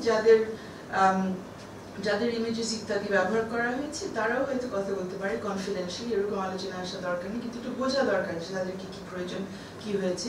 আর অন্যরা যারা এই ধরনের আইনের শিকার হয়েছে, এরকম আমরা কুবরার কথা সবাই জানি, আরো এরকম মেয়েরা আছে যাদের নিয়ে লেখালেখি হয়েছে, পুতুল, দীপ্তি, যারা 17 মাস বন্দি অবস্থায় ছিল সিএস এর অধীনে, তাদের কাছে একটু বোঝা উচিত যে এক্স্যাক্টলি গ্রেফতারের ঘটনাগুলো, জামিনের ঘটনাগুলো, এগুলো কিভাবে দেখা উচিত। সো আই থিঙ্ক এটা একটা আমাদের মিনিমাল ডিমান্ড যেতে পারে, যে কনসালটেশন যা হচ্ছে, যেই কনসালটেশন হোক না কেন, এই ক্ষেত্রে আইসিটি ডিভিশনের যে বা মিনিস্ট্রির যে কনসালটেশন পাবলিক করা হোক, কারা গেলেন, কবে গেলেন, এবং তারা যে সুপারিশগুলো দিয়েছেন লিখিত আকারে যদি দিতেন সেগুলো উঠে ফেলো, তাহলে আমরা সবাই সেটা থেকে আমাদেরও জ্ঞান বৃদ্ধি করতে পারবো, আর একটু বুঝতে পারবো কি কি বিষয়গুলো সামনে নিয়ে আসা হয়েছে, কি কি মিসিং হয়েছে, তাহলে সবাই তাদের কাজও ফোকাস করতে পারবেন। সো শেষে দুটো পয়েন্ট, একটা হলো প্রক্রিয়ার ব্যাপারে কয়েকটা বলা হলো যে একটা আই থিঙ্ক প্রায় সবই বলে ফেলেছেন, আমি জাস্ট একটু যোগ করতে যাচ্ছি যে এখানে সময়সীমা লেখা আছে যে কতদিনের মধ্যে বিচার কার্য সম্পন্ন করতে হবে, এগুলো আমরা সবাই অভ্যস্ত, এখানে লেখা আছে যেগুলো কোনোদিন মানা হয় না। এখানে বলা হচ্ছে 180 দিন, তারপরে 90 দিন আরো এটা বাড়ানো যায়, এবং যদি সময় মতো শেষ না করা যায় হাইকোর্ট কি কোর্ট জানিয়ে দেবে, ট্রাইব্যুনাল জানিয়ে দেবে কেন পারেনি। সেখানে আমাদের সবার এক্সপিরিয়েন্স যে এগুলো যেমন again আমরা যদি আমাদের সভাপতির উদাহরণ নিতে পারি, ওনার এখন 6-7 বছরের হতে যাচ্ছে মামলা পেন্ডিং অবস্থায় আছে, then no management of the case, no effort to try and reduce the time or anything, because এই মামলাগুলো করার মূল উদ্দেশ্যই হচ্ছে হয়রানি করা। এখন যদি আমরা মনে করি যে একটা বড় চেঞ্জ আসবে আর মামলা শুধু হয়রানির জন্য হবে না, অন্য কারণে হবে, সৎ উদ্দেশ্য হবে, তাহলে কিন্তু কেস ম্যানেজমেন্টের একটা প্রয়োজন আছে। সেখানে যেমন 45 ধারায় বোধহয় বলা আছে টাইম লিমিটের ব্যাপার, সেখানে বলা আছে হাইকোর্টের রিপোর্ট যাবে, কিন্তু হাইকোর্ট নিজে কি কোনো ব্যবস্থা করবে? এই রিপোর্টগুলো তারাও কিন্তু আলমারিবদ্ধ করবে না, আমরা একটু দেখে টেকে নির্দেশনা দিবে যে তোমরা শেষ করো, দেখি কি অবস্থা কি হচ্ছে। সো আই থিঙ্ক এই আইনের সাথে দিয়া যে কথাটা বলছিলেন, শুধু একটা আইনের ব্যাপার না দেখে এই আইনের সাথে অন্য কি কি সম্পৃক্ত আছে, কার কি কি দায়িত্ব রয়েছে, সেটা যদি একই সাথে ঠিক করা হয় তাহলে অনেক বেশি এটা কার্যকরী হওয়ার অনেক বেশি সুযোগ থাকবে। এক্সপার্টের ব্যাপারে একটা ব্যাপার আছে এখানে 44 ধারা আই থিঙ্ক বলা হয়েছে যে বিশেষজ্ঞদের মতামত কোর্ট নিতে পারবেন, ট্রাইব্যুনাল নিতে পারবেন। এখানে আমরা অতীতে একটা খুব বড় উদাহরণ দেখেছি যে প্রসিকিউশনের পক্ষে দেওয়া যায়, আপনার বিশেষজ্ঞ দেওয়া যায়, কিন্তু ডিফেন্সের ক্ষেত্রে আবার বিশেষজ্ঞ দেয় না, কোর্ট দিতে চায়, ট্রাইব্যুনাল দিতে চায় না, আর অনেকে ভাবে তৈরিও হয়নি, মানে হাতে গোনা কয়েকজন আছেন যারা এই বিষয়গুলো সম্পর্কে জানেন। সো এরকম টেকনিক্যাল এক্সপার্ট তৈরি করা এবং তাদেরকে এখানে ডিফেন্সের সাপোর্টেড মানে এক্সপার্ট হিসেবে থাকার সুযোগটা দেওয়া দরকার। জামিনযোগ্য করা হয়েছে even 25 R 26, which is a positive I think change, but যেখানে compoundable, what is the compoundable আপোষযোগ্য যেগুলো রাখা হয়েছে, সেখানে ইন্টারেস্টিংলি সাইবার বুলিং ইত্যাদি ওগুলো আপোষযোগ্য করা হয়েছে, কিন্তু ধর্মীয় অনুভূতিতে কেউ যদি আঘাত আনে সেটা আবার আপোষযোগ্য না। অথচ আমরা জানি সেখানে অনেক ধরনের ভুয়া মামলা হয়, মিথ্যা মামলা হয়, হয়রানিমূলক মামলা হয়, এবং অধিকাংশ ক্ষেত্রেই যারা খুবই অর্থোডক্স ভিউ না নেন, একটু ডিসেন্টিং ভিউ নেন, একটু প্রশ্ন করেন, মেবি মারফতি টাইপের এরকম অন্য যারা সংখ্যাগরিষ্ঠ ধর্মের না, তাদের বিরুদ্ধে অনেক ক্ষেত্রে এইসব মামলাগুলো হয়। তো এখানে কেন আপোষযোগ্য রাখা হবে না সেটা বুঝলাম না। আরেকটা ফাইনাল দুটো প্রসিডিউর পয়েন্ট, আরেকটা হলো স্যাংশনের ক্ষেত্রে, এটা ওই ধর্মীয় অনুভূতিতে আঘাত হানার ব্যাপার, যেটা বলছিলাম যে ঔপনিবেশিক আমলের যে রক্ষা কবচ ছিল সেটা আমরা রাখছি না। আগে যেটা ছিল যে এরকম ধর্মীয় অনুভূতিতে আঘাত হানার জিনিসটা যদি আলটিমেটলি রাখা হয়, ওরকম মামলা করলে সেখানে আপনার এটা ভালো করে পর্যবেক্ষণ করে এটার জন্য একটি অনুমোদন নিতে হয়। আগে ছিল স্বরাষ্ট্র মন্ত্রক থেকে নিতে হয়, এটা পাওয়া যেতে পারে কোথায় থেকে নেওয়া হবে, কিন্তু ওটা হ্যাঁ মানে সরি আইনে আছে, আমাদের সিআরপিসি তো আছে, বাট আমি বলছি যে আমরা ওইটা ওইভাবে রাখবো না, অন্য কাউকে দায়িত্ব দেওয়ার। বাট ওইটা থাকাতে যেটা সুবিধা হয় যে এখানে আপনার আমরা যে কেউ গিয়ে যে কোনো সময় মামলা ঠুকে দিতে পারি না, সে একটা ইম্পর্টেন্ট ব্রেক হিসেবে কাজ করে, কিন্তু আমাদের সিএসএ টিএসএ এগুলোর মধ্যে এটা নাই, সো ওটা একটু বিবেচনা করা দরকার। আর রেস্টের ব্যাপার যেটা ফাহিম ভাই বললেন, হ্যাঁ এটা অত্যন্ত গুরুত্বপূর্ণ। আর এখানে এগেন এই বিষয়টা আসছে যে আমাদেরকে এই আইন অন্য আইনের সাথে দেখতে হবে যে কিভাবে এগুলো একসাথে কাজ করে। সেখানে যেমন বলা আছে যে উনি গ্রেফতার করতে পারবেন, কার্যবিধি অনুযায়ী প্রয়োজনীয় ব্যবস্থা গ্রহণ করবেন। এখন কার্যবিধিতে সুস্পষ্টভাবে বলা নেই, বলা আছে তল্লাশি ইত্যাদি কিভাবে করবেন, বাট গ্রেফতার যদি আপনি করেন ওয়ারেন্ট ছাড়া, তখন কার্যবিধি তো অত বেশি কিছু বলা নেই, কিন্তু সুপ্রিম কোর্ট নির্দেশনা দিয়েছে অনেক আগে, এখন অলমোস্ট বিধানসভা আগে দিয়েছিল প্রথমবারের মতো, যে ওই যে আপনার নাম পরিচয় দিতে হবে, কেন গ্রেফতার করছেন, কোথায় নিচ্ছেন ইত্যাদি ইত্যাদি তো দিতে হবে, এবং তার আত্মীয় স্বজনের সাথে বা আইনজীবীর সাথে পরামর্শ এবং দেখা করার সুযোগ দিতে হবে। এখন একটা ইন্টারেস্টিং ব্যাপার, আই থিঙ্ক এটা আমাদের সবাই মিলে একটু আলোচনা করা উচিত। এই রক্ষা কবচগুলো সুপ্রিম কোর্ট দিয়েছে এগেন প্রায় 10 বছর আগে, কিন্তু আমরা সবাই জানি এগুলো মানা হয় না। আগের সরকার এই মিনিমাম এগুলো রক্ষা কবচ তেমন কিছু না, তাই না, খুব আহামরি কিছু না, কিন্তু মিনিমাম এটা নিয়ে গত সরকারের আমলে একটা রিভিউ পিটিশন দাখিল করা হলো পুলিশের আবদার যে আমরা কাজ করতে পারছি না, মানে মানুষজনকে বলতে হয় আমরা কারা, কে, কি, কেন, আমাদের নাম কি, কেন তাকে তুলে নিয়ে যাচ্ছি, এটা বলতে হয়, খুবই কষ্টকর, এগুলো আমরা করতে চাই না। এবং বলা হয়েছে যে এইসব রক্ষা কবচ যদি থাকে তাহলে পুলিশ তাদের কাজ করতে পারবে না এবং অপরাধ কিন্তু চলতে থাকলে রোধ করা যাবে না। আনফর্চুনেটলি সুপ্রিম কোর্ট এই পিটিশনটা গ্রহণ করেছে এবং যদি ওনার কোনো স্থগিতাদেশ দেননি, এটা এখন কোর্টে পেন্ডিং। এখন বড় প্রশ্ন হলো অন্তর্বর্তীকালীন সরকারের অবস্থান কি এটা নিয়ে। তারা কি রক্ষা কবচগুলো চান? তারা কি চান যে মানবাধিকার সুরক্ষা করা হোক, এরকম করে মানুষকে রাতারাতি তুলে না নেওয়া হোক? আই থিঙ্ক আমার পরে দিদার বললে উনি সবচেয়ে স্পষ্টভাবে বলতে পারবেন যে এটাতে কেন অন্তর্বর্তীকালীনের সরকারের অবস্থান আমাদের কাছে পরিষ্কার করা উচিত, কারণ এই মুহূর্তে তারা কোনো কিছু বলেননি, আমরা ঠিক জানি না আপনারা কি করবেন না করবেন। আর লাস্ট কথাটা হলো যে ডেফিনিশনের ক্ষেত্রে ওই যে অশ্লীল, অপমান, সামাজিক মর্যাদা এসব শব্দ খুবই ভেগ, এগুলো রাখা যায় না। অ্যাট দ্য সেম টাইম আর ডেফিনেশন ডেফিনেটলি মানহানি, সামাজিক মর্যাদা এগুলো ডেফিনেট ফৌজদারি আইনে রাখা উচিত না। But at the same time আমাদের এটাও স্বীকার করতে হবে যে দেওয়ানি আইনে যখন আমরা প্রতিকার চাইতে চাই, এটা না চাওয়ার মতোই একটা ব্যাপার। কারণ দেওয়ানি আইনে আপনি কোনো একটা আবেদনকার, মানে কোনো একটা ডিমান্ড কারোর কাছে পাঠাবেন যে আমাকে তুমি ডেফিমেশন করবে না, আমার মানহানি করবে না, এটার জন্য আমি 5 কোটি টাকা চাইবো, ওটা একদিকে একটা প্রবলেম, কিন্তু এই 5 কোটি টাকার মামলা ঝুলে থাকবে আপনার আদালতে 5, 10, 20, 25 বছর পর্যন্ত, কিছু হবে না। সো আই থিঙ্ক আমাদের একটু দেখতে হবে যে কোথায় থেকে অ্যাকচুয়ালি প্রোটেকশনগুলো আসে in this situation as well. সেটা এই আইনে আসবে না, অন্য জায়গায় আসবে, কিন্তু সেটা ভাবতে হবে। আর একটা জিনিস কি আমরা পেতে পারি, মানে দুটো তথ্য যদি আমরা পেতে পারি আইসিটি মিনিস্ট্রি থেকে, একটা হলো ওই তথ্য যে কারা কারা মত বিনিময়ে আসে তাদেরকে ডাকা হয়, আরেকটা হয় যে যদি একটা কাইন্ড অফ স্টেটাস রিপোর্ট দেওয়া যায় যে মামলাগুলো পড়েছিল, শুরুতেই তো বলা হয়েছিল, অগাস্টে বলা হয়েছে যে এই মামলাগুলো প্রত্যাহার করা হবে, এগুলোর জন্য মানে কিছু বিশেষ ব্যবস্থাও নেওয়া হবে, অগ্রাধিকার ভিত্তিতে একটা প্রক্রিয়া অনুসরণ করা হবে। সেটা যদি আমরা এখন জানতে পারি, একদিকে যে মামলা প্রত্যাহারের ক্ষেত্রে কি কি হয়েছে, সব মামলা হয়তো প্রত্যাহার হবে না, কিছু কিছু জেনুইন মামলা হয়তো ছিল, সেটা একটু বোঝার ব্যাপার।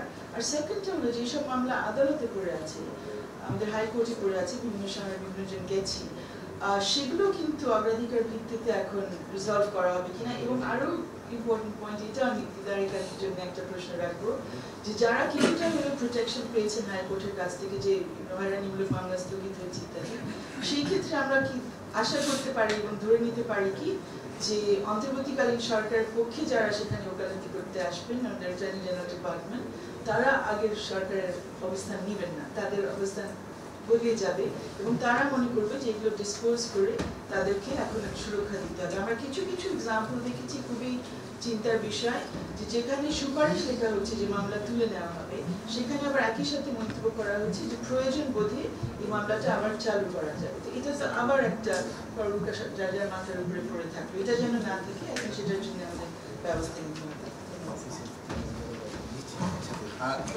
সবাইকে রিকোয়েস্ট করবো অনেকে আসলে পরে একসাথে ছবি তুলে এখন কথা বলবেন দিদার প্রিয়া। আপনার বিচার বহির্ভূত অথবা যে কোনো একটা জিনিস আসলে অপেক্ষা করছে। সো এই ভয় থেকে হলো আমরা আসলে অনেকেই চাই যে ডেসপারেটলি অংশ হিসেবে বলবো, আমার আজকে এটা আসলে একটা প্রশ্ন আসছে। আমরা মোটা দাগে আমরা আমাদের সরকার বলছি বারবার, এখন কাজের চিফ অ্যাডভাইজারের সাথে যখন আমাদের দেখা হয়েছে, আমরা এই কথাগুলো কিন্তু বারবার বলেছি যে গভর্নেন্সের প্রবলেম, এই টোটাল না পারার যে মানে ইনক্যাপাসিটি, যে কালেকটিভলি টোটাল টিমটা মনে হয়েছে, তারা দেখবেন যে প্রচুর বলে যে আমরা তো অনেক রাত জেগে কাজ করি, 3-4টার সময় বাসায় যাই, ফেসবুক দেখি না, এই ধরনের দেখবেন কিছু ডজি এক্সকিউজেস ওনারা বলেন আর কি। কিন্তু দিন শেষে ওনারা মানে হেভিলি ফেল করছেন গভর্নেন্সের জায়গাতে। এবং গভর্নেন্সের একটা বড় জায়গা হচ্ছে যেটা বারবার আমাদের মানে আলোচকরা বলছিলেন যে কনসালটেশন, যে এই কাঠামো, রাষ্ট্র কাঠামোর ভিতরেই কনসালটেট করবার যে একটা মানে প্র্যাকটিস। যেহেতু আমি ইংল্যান্ডে একটা লম্বা সময় প্র্যাকটিস করেছি, আমি দেখেছি যে ছোট ছোট ধরেন ধূমপান নিষিদ্ধ করা হবে পাবলিক প্লেসে, 3 বছর লাগায়া আইনটা করে ইমপ্লিমেন্ট করেছে তারা। এই লেভেলের কনসালটেশন করেছে। সারা আপা কারেক্টলি বলেছেন যে কাদের পরামর্শ নেওয়া হয়েছে। ওখানে ওয়েবসাইটে দেওয়া থাকে যে শহীদুল ভাই ড্রিঙ্ক গ্যালারি উনি এই মত দিয়েছেন। এটা একেবারে মানে কমপ্লিটলি ওয়েবসাইটে দেওয়া থাকবে যে কে কি মত দিয়েছে, কারণ আমাদেরও তো বুঝতে হবে যে কাদের মতামত নেওয়া হচ্ছে। আপনি যদি বাঞ্চ অফ ফ্যাসিস্টদেরকে ডেকে আবার জিজ্ঞেস করেন যে ভাই কি কি করা দরকার, তো সেটা এমন একটা জিনিস ওখানে দিবে যেটা তার গত 16 বছরের রেজিমকে ফ্যাসিলিটেট করবে, 16 বছরের রেজিমকে যেন বিচারের মুখোমুখি করা না যায় এরকম কিছু সিলি টেকনিক্যাল জায়গা ওখানে তৈরি করে দিবে। তো সেই জায়গাতে আমরা বারবার দেখতে পাচ্ছি যে এইটা করবার যথেষ্ট ঘাটতি আছে এবং আগ্রহ দেখতে পাচ্ছি না। কমিশনগুলোর বিভিন্ন সদস্যের সাথে আমাদের বিভিন্ন জায়গায় দেখা হয় যে ভাই আমাদের পলিটিক্যাল পার্টিগুলোকে ডাকেন না কেন মতামতের জন্য, বলে যে আমাদেরকে বলে দিয়েছে যে আপনাদের মতামত আমরা আসলে নিব না, ওটা চিফ অ্যাডভাইজার নেবে। তো এখন আমার সেকেন্ড প্রশ্ন হচ্ছে এটা বাস্তবায়ন কি আপনারা করবেন, কে করবে? টোটাল কনভারসেশনে আপনি দেখবেন যে পলিটিক্যাল পার্টিকে একটু ইগনোর করা, যেহেতু এরা সুশীল অধিকাংশ, এদের ভিতরে একটা প্রচন্ড পলিটিক্যাল পার্টিকে আন্ডারমাইন করা, ঘৃণা করা, অপমান করা, ছোট করা, হেয় করার টেন্ডেন্সি আছে। কারেক্টলি সো আছে, এটা সত্য। বাংলাদেশে কিছু বদমাইশ টাইপের লোকরা ইউজুয়ালি পলিটিক্স করে, কোনো সন্দেহ নাই। লার্জলি মোটা দাগে কিছু বদমাইশ টাইপের লোক পলিটিক্স করে। তো এই জন্য এইটা করবার একটা জায়গা আছে, কিন্তু দিন শেষে এই বদমাইশগুলোই তো দেশ চালায় ভাই। মানে কোনো অপশন তো নাই আপনার হাতে।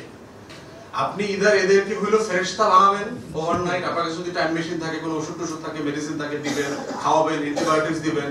এগুলো প্রত্যেক রাজনৈতিক দল, রাজনৈতিক নেতা কর্মীরা খেয়ে খেয়ে খেয়ে খেয়ে মানুষ হবে, তারা ফেরেশতা হয়ে যাবে, তারপর দেশ চালাবে। আদারওয়াইজ এদের সাথেই বসতে হবে। দ্য কাউন্সিল অফ ডেভিলস, বিখ্যাত আছে আপনার মুভি আছে পুরাতন আমলের ফ্রেঞ্চ মুভি। তো এই ডেভিলদের, এই শয়তানের মজলিস থেকেই তো আপনার সংসদ চলবে, কিছু অপশন নাই তো আপনার দেশে। দেশটা তো এরকম, সমাজটাই তো এরকম। এখন দিন শেষে এদের সাথে আপনাকে বসতে হবে, এদের সাথেই কথা বলতে হবে, এদের সাথে ডায়ালগ করতে হবে, এদেরকে মিটিং এ এনে এনে শিখাইতে হবে, বুঝাইতে হবে, প্রধান অতিথি করে এদেরকে আসলে ছাত্র বানাইতে হবে প্রত্যেক মিটিং এ। তো এই প্রসেসটা ফলো না করলে দিন শেষে যেটা হবে যে আপনার কোনো কমিশনের রিপোর্ট সাকসেসফুল হবে না। এবং এটা আমরা বারবার দেখতে পাচ্ছি এবং আপনারাও দেখেছেন যে পলিটিক্যাল পার্টির সাথে মিট করা বিভিন্ন কমিশনের যথেষ্ট রিল্যাক্টেন্স আছে। তো এই এক্স্যাক্টলি সেম প্রসেস আমরা দেখতে পাচ্ছি ফলো করা হচ্ছে। এটা করে যেটা হচ্ছে যে কিছু আজগুবি পরামর্শ কমিশনের আলোচনা থেকে আমরা শুনতে পাই, মাঝে মধ্যে কিছু আজগুবি ধরনের আলোচনা সেখানে হয়। এইটা যখন আপনি ফিল্ডে ছাড়বেন না, পলিটিক্যাল পার্টি 1 ঘন্টার ভিতরে এটা খায় ফেলবে। এমন কিছু ইস্যু রেজ করবে আপনাদের বুদ্ধিজীবীদের মাথার উপর দিয়ে চুল টুল সব আমার মতো টাকা হয়ে যাবে, দেখবেন নগদে চলে যাবে, ম্যানেজই করতে পারবেন না। পলিটিক্যাল পার্টি এত বাটপারি জানে, পলিটিক্যাল পার্টির লিডাররা এত লেভেলের শয়তানি জানে, আপনাদেরকে 2 দিনের ভিতরে খায় ফেলবে। তো এই কনভারসেশনে যদি পলিটিক্যাল পার্টিকে আপনি এখনই মুখোমুখি না করেন, এখনই তার কাছ থেকে আপনি চার্টার করে এগ্রিমেন্টে না নিয়ে আসেন যে হ্যাঁ নেক্সট টাইম গেলে সে ওয়াদা দিচ্ছে করবে, এই ওয়াদাবদ্ধতাকে এখনই করতে না পারলে আপনারা এটা করতে পারবেন না। এবং এটা খুবই দুঃখজনক যে কথাগুলো আসছে। এক্স্যাক্টলি আমরা দেখতে পাচ্ছি যে টোটাল সেই গ্যাপটা, ভয়েডটা রেখে করা হচ্ছে। মিথ্যা মামলার কথা আসছে। আমি প্রথম দিন থেকে বলছি ইংল্যান্ডের মডেলে একটা ক্রিমিনাল কেসেস রিভিউ কমিশন করেন, কারণ আপনি এই 1.5 লক্ষ 2 লক্ষ মিথ্যা মামলা তো সাডেনলি আপনি বাদ দিতে পারেন না। তাহলে যেটা হচ্ছে যে আপনি অমুককে চেনেন, অমুকের মামলাটা বাদ দিচ্ছেন, অমুক দলের গুরুত্বপূর্ণ নেতা তারটা বাদ দিচ্ছেন। আমি গরিব মানুষ, আমি লোকাল বিএনপি করি, ইউনিয়ন পরিষদে, আমাকে যেহেতু কেউ চেনে না, আমার মামলাটা বাদ হচ্ছে না।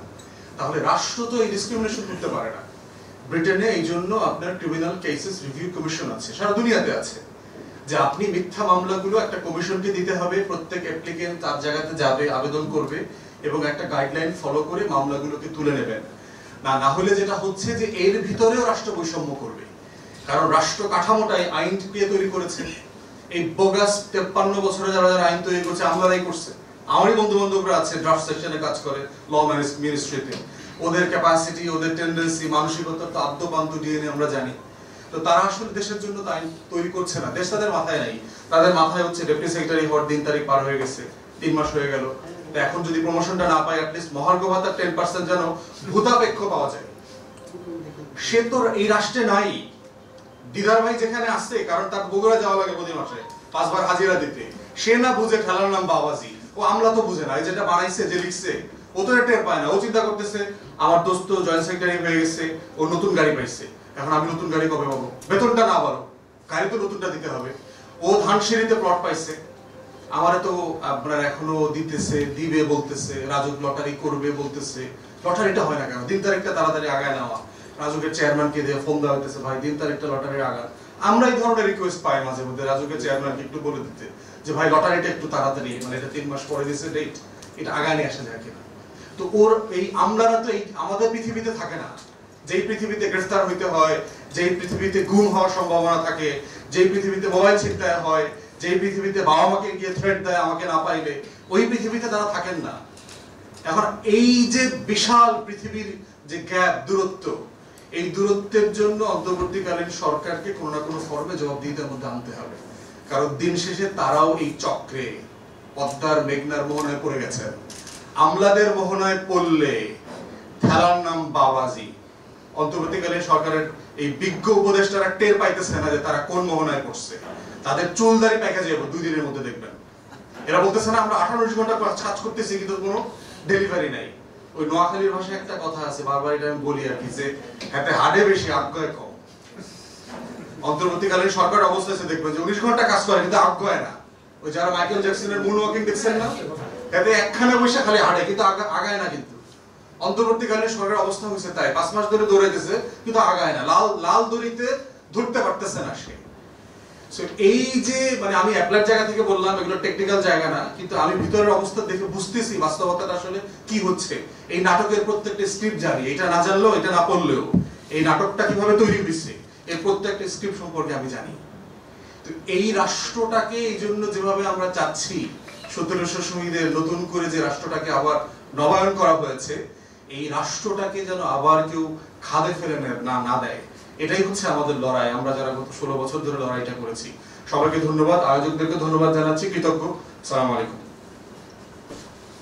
প্রকাশ করে বাংলা ভাষায় লেখা বাংলা হিসেবে প্রকাশ করে একমাত্র বাংলাদেশে আমি দেখি যে এই আইনের ক্ষেত্রে হলে এমন জটিল এবং সাধুভাষা হিসেবে লিখে দেওয়া হচ্ছে। আমি জানি না আমরা যাতে না বুঝতে পারি সেজন্য লেখা, নাকি আসলে জটিলতা করার জন্য সাধু ভাষার কোনো তুলনা নাই সেটার জন্য লেখা, আমি ঠিক এখনো জানি না। আমার মনে হয় যে জিনিসটা যদি প্রথমত এটা সাধু মানে এটাকে যদি একটু সরল করা হয় তাহলে আমরা একটু বুঝতে পারি। তারপরেও যেহেতু আমার কাজ হিউমার, স্যাটার এবং পলিটিক্যাল স্যাটার নিয়ে আমার কাজ, সেই জন্য আমাকে কষ্ট করে এই আইনগুলো আসলে দেখতে হয় যে আমরা আসলে কি করতে পারবো না সেই অংশটা। তো পড়তে গিয়ে দেখলাম আমরা আগে ঠিক যেই জিনিসগুলো নিয়ে ভয় পেতাম এখনো ঠিক সেই জিনিসগুলোই নিয়েই আসলে ভয় পাই। তাহলে এখানে আসার কথা হলো যে 2-1টা শব্দ এদিক সেদিক হয়েছে। যেমন 17 ধারায় লেখা আছে যে এটাকে যদি আবার শৈল্পিক বা শিক্ষাগত মূল্য যদি থাকে বা না থাকে, এটা আসলে কে নির্ধারণ করবে। যেমন আমরা এবার একটা প্রতি বছর একটা ক্যালেন্ডার করি, এবার আমরা একটা ক্যালেন্ডার করেছি। ধরেন যে এই ক্যালেন্ডারটা এখানে আছে যে নাটক কম করো প্রিয়, শহীদুল ভাইও লাগিয়ে রেখেছেন স্টিকার, এটা আমাদের ইয়ারকে থেকে পাবলিশ করা স্টিকার। এটা কি শৈল্পিক মূল্য আছে না নাই? কে বলবে এটার কথা? কার কাছে আছে কার কাছে নাই? তো আসলে জিনিসটা আসলে কি, কেন, কিভাবে, এবং যারা এখানে আজকে আলোচনা করলেন প্রত্যেকের আলোচনা থেকে আমি তো আইন না, আমি বুঝতে পারলাম যে মূলত সেই প্রাচীন আমলের আইনটাই আসলে এখন রয়ে গেছে। সো ওইটার সূত্র ধরে আমি বলতে চাই যে নাটক কম করো প্রিয়, ঠিক সেম ভাবেই যে কপি পেস্ট কম করো প্রিয়, নতুন জিনিস। ধন্যবাদ শিমু। আমরা নাম বলতে পারি কি আমরা, যেটা বাংলাদেশে বন্ধ হলে 99% ক্রাইম মিডিয়া আপনার একটু বাইট চাচ্ছে। আচ্ছা, আমি হয়তো আমি তো বলবো না, কারণ আমি লিগাল এক্সপার্টও না। বা আসলে এই আইনটা কে করেছে? এই আইনটা আমার ধারণা অ্যাডভাইজাররা করেনি। এই আইন 2টা মন্ত্রণালয়ের সাথে সম্পর্কিত। একটা হচ্ছে আইসিটি মন্ত্রণালয়, যার কারেন্ট উপদেষ্টা নিজে হচ্ছেন সবচেয়ে বড় সৈনিক আমাদের এই বিপ্লবের।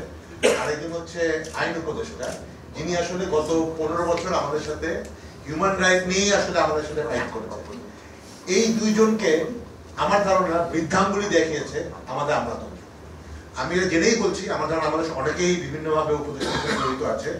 উপদেষ্টাদের পক্ষ থেকে কয়েকটা ক্লজ, আমি একটা ক্লজ দিয়ে বলি যে গ্রেফতার, ওয়ারেন্ট ছাড়া গ্রেফতারের ব্যাপারে আপত্তি জানানো হয়েছিল প্রথম ড্রাফটে, যেটা আপনি বলেন প্রথম ড্রাফটে। ওইখানের ডিভিশন হিসেবে উপদেষ্টা বা তাদের টিমের পক্ষ থেকে করা হয়েছিল, কিন্তু যখন বার হলো তখন দেখা গেল ওইটাকে মানে সুপারসিড করে এটা করা হয়েছে। দ্যাট মিনস আসলে আমরা যেটা আপনারা বললেন যে ওই যে তারপরে ট্রেডমিলের মতো দৌড়াচ্ছে, অনেক কাজ করছে, 18 ঘন্টা কাজ করছে, আগাচ্ছে না। আমার কাছে মনে হয় মেইন সমস্যা ট্রেডমিলের মধ্যেই, ট্রেডমিল দৌড়াতে দিচ্ছে না। ততদিন পর্যন্ত না আমরা আসলে এই আমলাতন্ত্রের হাত থেকে আসলে এটা মানে নিজেদেরকে এটা করতে পারবো। ইউ আর অ্যাবসলিউটলি রাইট, তার তো আসলে ধান্দা হচ্ছে যে তার রিটায়ারমেন্টের পরে কি হবে, তো বা তার এখনকার বেনিফিট কি হবে। সে তো আসলে বিপ্লবকে ধারণ করে না, যতই আমরা বলি না কেন, সে তো এই রেজিমের বেনিফিশিয়ারি ছিল। তাদের থেকে আমরা আসলে ভালো কিছু করতে পারি না। এখন উপায় কি আমি জানি না, উপায় কি, যতক্ষণ পর্যন্ত না আমরা ওই জায়গাতে হাত দিব, ওনাদের হাত থেকে নিজেরা টেক ব্যাক করে এই আইন ড্রাফট করতে না পারবো, ততদিন পর্যন্ত এই প্রবলেমটা আসলে থাকবেই না। আমার কাছে মনে হয় আমরা টেকনিক্যালি লিগালি অনেক কথা বলতে পারবো, কিন্তু যারা এই জিনিসটা ফাইনালি দিবে তাদেরকে যে যদি আমরা ওই জায়গাটাতে মানে ফিক্স না করা যায়, আমি আসলে খুব একটা আশাবাদী হতে পারছি না। আমি একটু বলে শেষ করবো, আমার মনে হয় শহীদ ভাই আপনি কনক্লুড করতে পারেন। দুটো জিনিস বলি, একটা হচ্ছে যেটা বারবার বলা হয়েছে যে এখানে কনসালটেশন হয়েছে কি হয়নি, একটা হচ্ছে হওয়া আর একটা হচ্ছে স্বচ্ছভাবে হওয়া। স্বচ্ছভাবে হওয়া জিনিসটা কিন্তু অত্যন্ত গুরুত্বপূর্ণ, এবং এটা শুধু এই আইনের ক্ষেত্রে না, আমরা মনে কি সর্বস্তরে যা যা হচ্ছে প্রত্যেকটা জিনিসের ক্ষেত্রে কিন্তু আমাদের এই প্রশ্নটি রয়েছে, যে সিদ্ধান্তগুলি নেওয়া হচ্ছে কার কার আদেশে নেওয়া হচ্ছে, কার স্বার্থে নেওয়া হচ্ছে, কেন নেওয়া হচ্ছে, এই জিনিসগুলি আমাদের জনগণ, এটা বলা হয় আমরা বুলি আওড়াই যে জনগণ সবচাইতে উচ্চত, জনগণের স্বার্থে এটা হয়, কিন্তু বাস্তবে জনগণ হিসাবের মধ্যেই নেই, আর সকলেই আছে জনগণ ছাড়া, আর সকলেই এই হিসাবের মধ্যে রয়েছে। এবং সেই জিনিসটাকে আমরা বদলাতে পারি কিনা সেটা আমাদের জন্য জানা অত্যন্ত প্রয়োজনীয়। যেই জিনিসগুলি উঠে এসছে সেটা হচ্ছে যে আইনটা, এই কনসালটেশনের কথা বলা হচ্ছে, কিন্তু কনসালটেশন করার প্রক্রিয়াটা সেটাও স্বচ্ছ না, কোনটার উপর করা হবে, কিভাবে জানানো হবে সেটা না। এবং একটা জিনিস তো অত্যন্ত গুরুত্বপূর্ণ, যে ঠিক আছে কনসালটেশন হলো, কাউকে ডাকা হলো, কাকে ডাকা হলো সে কথা বাদই দিলাম, কিন্তু তাদের কথাটা গ্রহণ করা হলো কি হলো না সেটা যদি না হয়, তাহলে তাদের উপস্থিতির একটা রাবার স্ট্যাম্প ছাড়া আর কিচ্ছু না। এবং এই জিনিসটা আমি নিজেও তো মনে করব যে আমাকে যদি ব্যবহার করা হয় তাহলে তাতে আমার আপত্তি আছে, যে তুমি যদি তোমার মতনই করতে চাও তাহলে আমাকে খামাকে কুমিরের ছাড় মতন ঘুরিয়ে দেখানোর তো কোনো যুক্তি নেই, আমাকে বাদ দাও। কিন্তু ওই জায়গায় আমরা এসেছি, এবং আমার মনে হয় যেটা দিয়ে আমাদের বোঝা দরকার, একটা গুরুত্বপূর্ণ কথা, কয়েকটা গুরুত্বপূর্ণ কথার মধ্যে একটা এসেছিল মানবাধিকার। মানবাধিকার জিনিসটা চিন্তার মধ্যেই যেখানে নেই, কার জন্য করা হচ্ছে সেই ভাবনাটাই যদি নেই, এবং এটা যে করা হচ্ছে জনগণের স্বার্থে, সেই জনগণের চিন্তাটাকে কোনোভাবে আমলেই নেওয়া হচ্ছে না যেখানে, সেখানে আমরা সমস্যার মধ্যে আছি। এটা প্রত্যেকে প্রকাশ করেছেন যে এই সরকার থেকে আমরা ভিন্ন কিছু চাই, ভিন্ন কিছু আশা করি। অনেক মানুষের ত্যাগের কারণে আমরা এই জায়গায় পৌঁছেছি। এই সরকার সার্থক হোক সেটা আমরা সকলেই চাই, কিন্তু সেটার কারণে যা কিছু আমরা বলা হবে সেটা আমরা হজম করব, সেটাও যাতে না ভাবা হয়। কিন্তু আমি মনে করি এটা আপনাদের প্রত্যেককে ধন্যবাদ, আপনারা এসেছেন, কিন্তু নিরন্তর আমাদের কিন্তু সেই চর্চা চালিয়ে যেতে হবে। নজরদারি আমাদের প্রত্যেকের কাজ, এবং সেখান থেকে আমরা সরতে পারবো না। সরকার কি করে না করে সেটার দিকে আমাদের খেয়াল রাখতে হবে, এবং এটা যে আমাদের সরকার সেই জিনিস তাদের বারংবার মনে করিয়ে দিতে হবে। ধন্যবাদ।